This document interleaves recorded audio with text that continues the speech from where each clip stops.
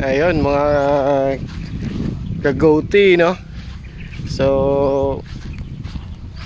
nag-umpisa tayong mag-alaga ng kambing. So meron tayo ditong dalawang alagang kambing, no? Isang babae at isang lalaki. Alright, so papakita ko sa inyo. Ayan. Ito yung alagang kambing natin na lalaki, no? Ayan. Yan. Yan si Polo. Yan, yung lalaking kambing natin. And then ito naman si Nora. Yan, buntis na po yan. So si Polo pala is 5 months old na buckling, no? So sinadya natin kumuha ng medyo bata na lalaki kasi buntis naman tong inahin natin eh. So tamang-tama pag nanganak to tas naglandi, nasa edad na si Polo, no? Yung lalaki nating kambing, para siya na yung sumampa. And kahapon ay nung nakarang araw nagpagawa tayo ng low cost na ano lang, no? Na goat house. Ayan. So yan yung bahay kambingan natin, no? Na pinagawa. Ayan. At talagang yero lang tsaka pako yung nagastos natin dito kasi yung mga poste tsaka yung mga kawayan dito lang din naman sa paligid namin kinuha. Ayan. So naglagay na ako ng ng mineral leak nila, no? Yung DIY lang, may asin tsaka molasses, tas langgana na may tubig na halong molasses, no? Ayan. So hindi pa to tapos, ginagawa pa to sa kasalukuyan. Nagpahinga lang kami. So kulang pa ng pintuan to, no? Ayan. So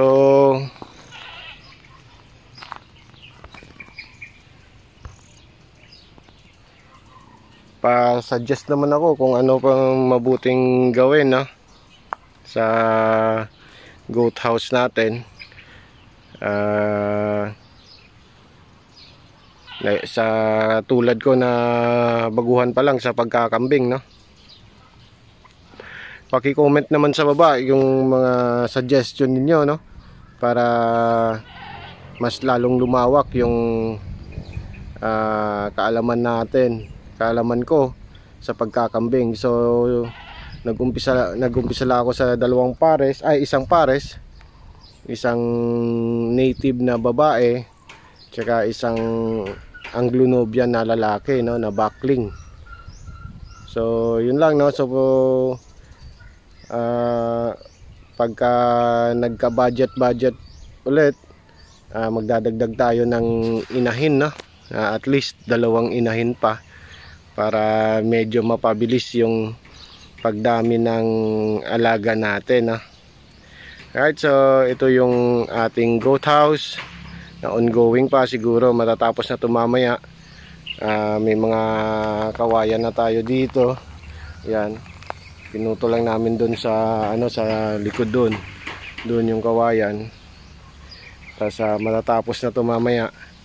And yun mga kagouti, no. So may mga suggestion kayo para ma-develop ko to, mapaayos ko yung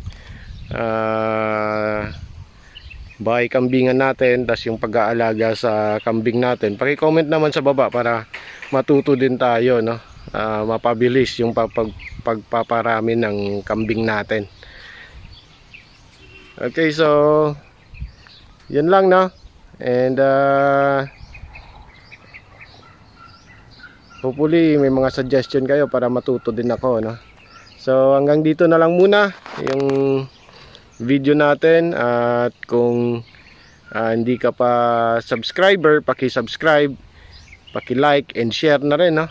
And paki-pindot na rin ng notification bell para pag may mga updates tayo, no, notify ka, no? So hanggang dito na lang muna mga ka-goatee, and be safe, no? Happy goat farming.